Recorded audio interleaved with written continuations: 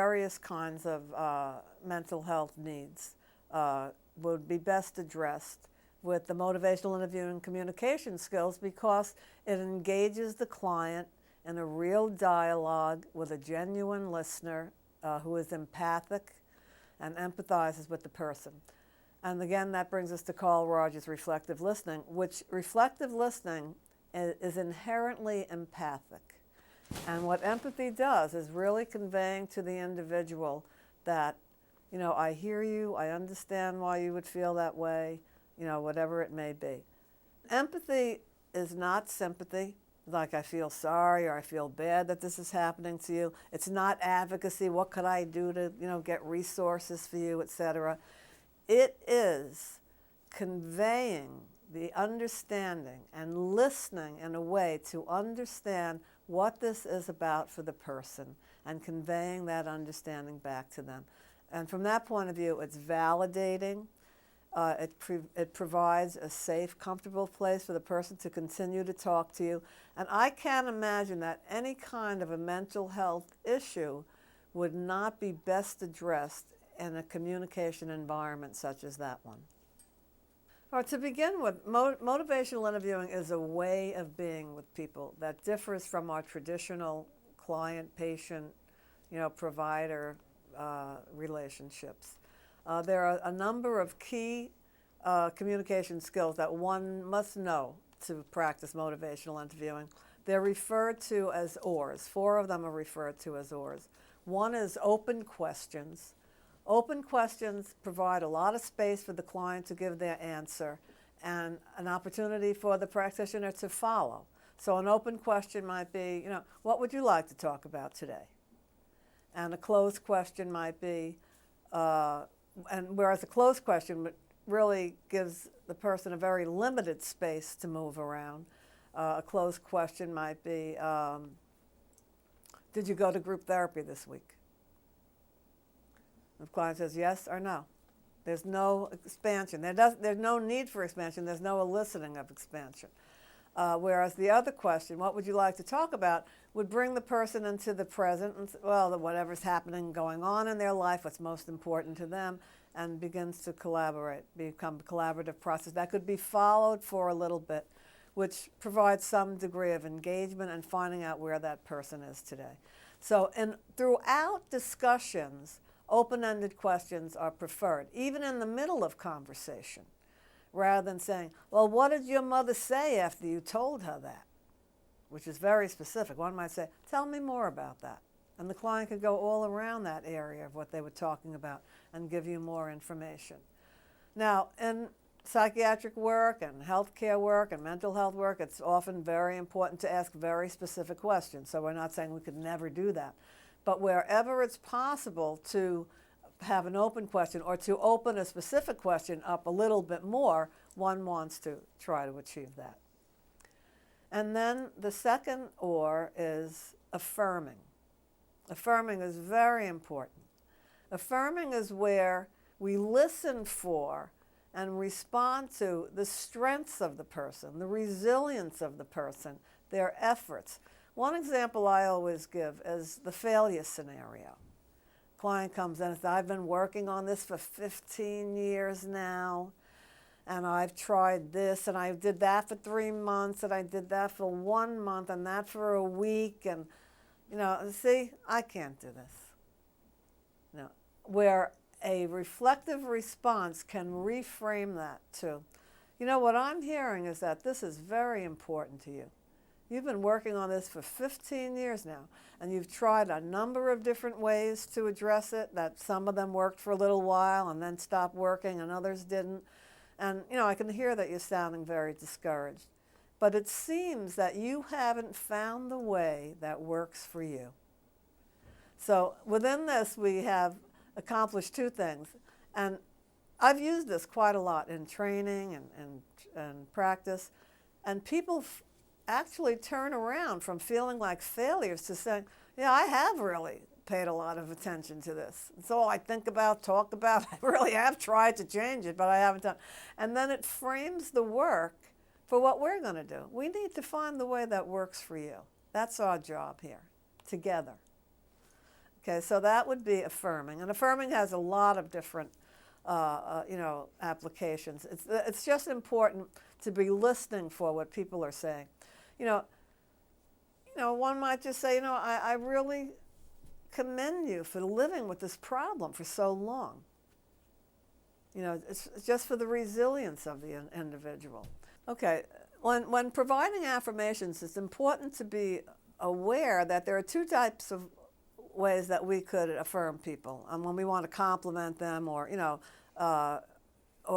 reflect, what the effort that they're making. One is somewhat more external. One is where one might say, I think it's great that you've decided to do something about this now. That kind of an affirmation is important to a lot of people who have never had other people look in on their lives and say nice things to them.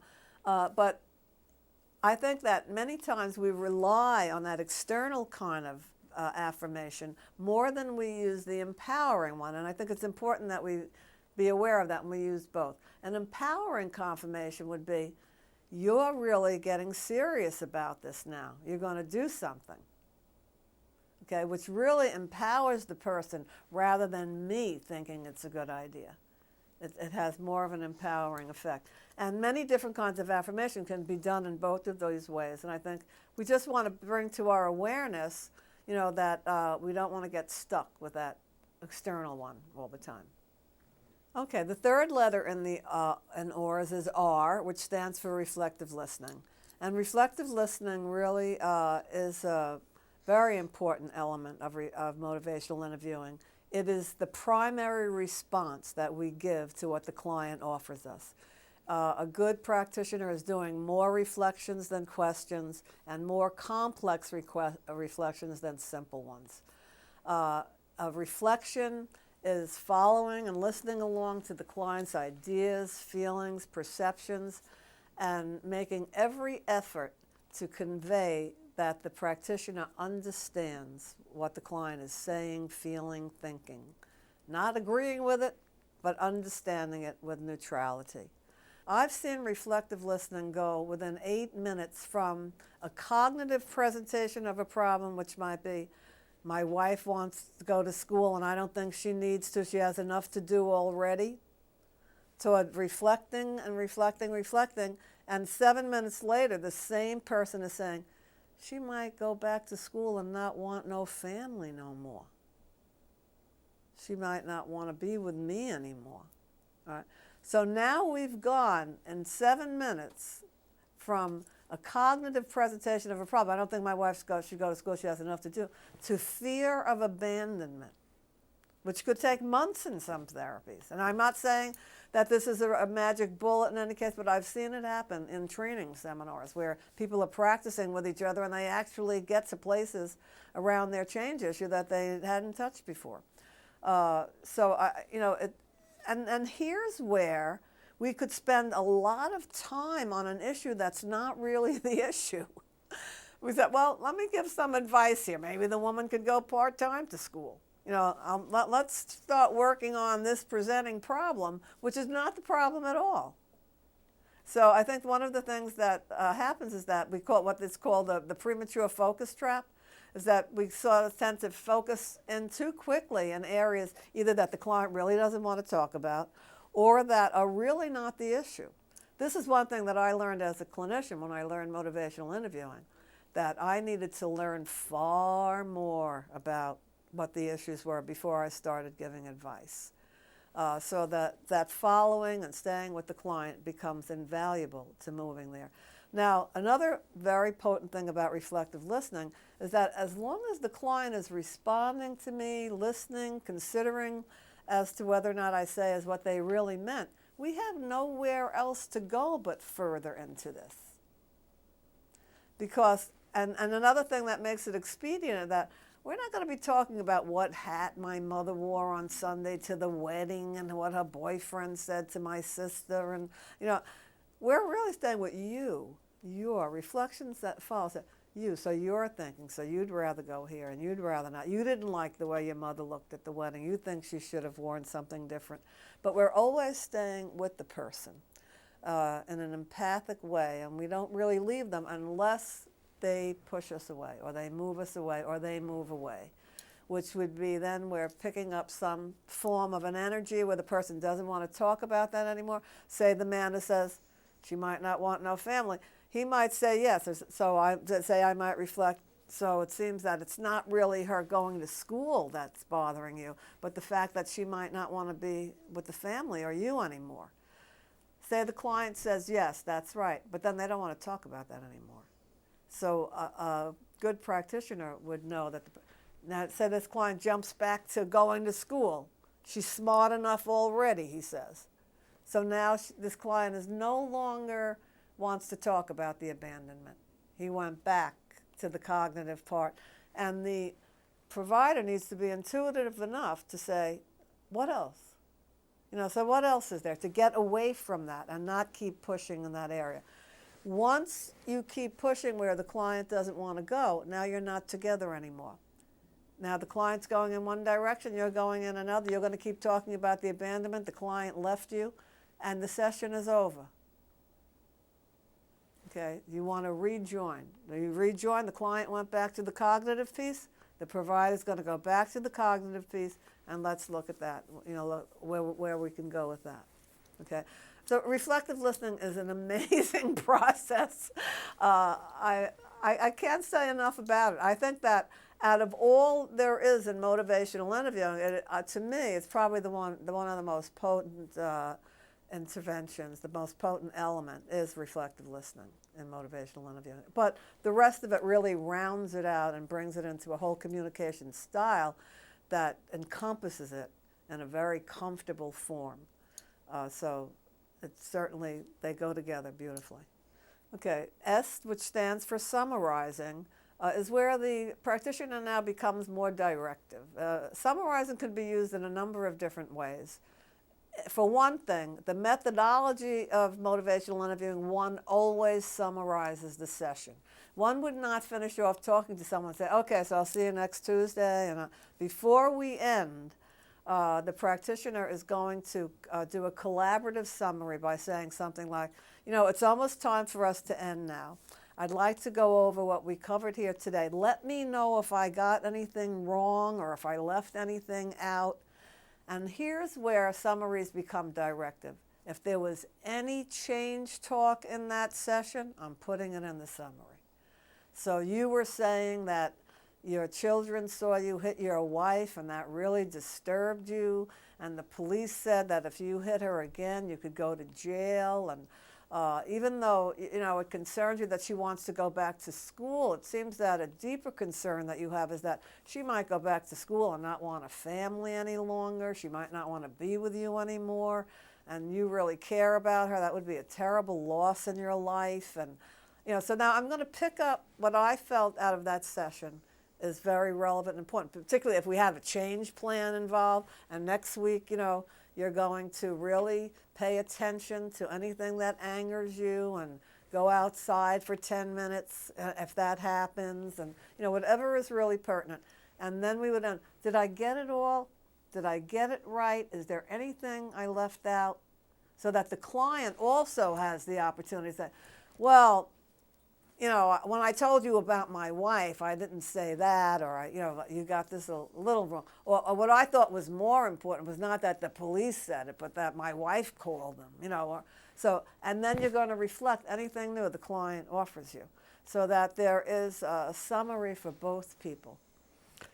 I want to just point out something about this, and that is that motivational interviewing requires a lot of more focus and attention in the here and now. I have to be listening to you. I have to be fine. I can't be talking to my coworker and picking up my phone and writing. And, I need to be there with you, present, listening, following, etc.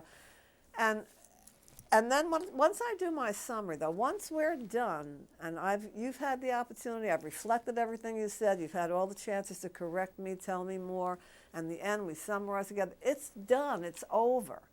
So it eliminates the kind of burnout that many practitioners have where they're walking around with 6 sessions that they had and, thinking if they should have said this or if this is worse than the client was saying. You know, you're no longer burdened with that. We got as far as we could go. We may not have solved the problem. We got as far as we can go. And we really don't know just how that reflective response is working on the client's thoughts and ideas and process of change, particularly if we never see them again. But hopefully, most of our work is ongoing. If it's not ongoing, we may learn from practitioners in our facility, or we may never know how that affected the person.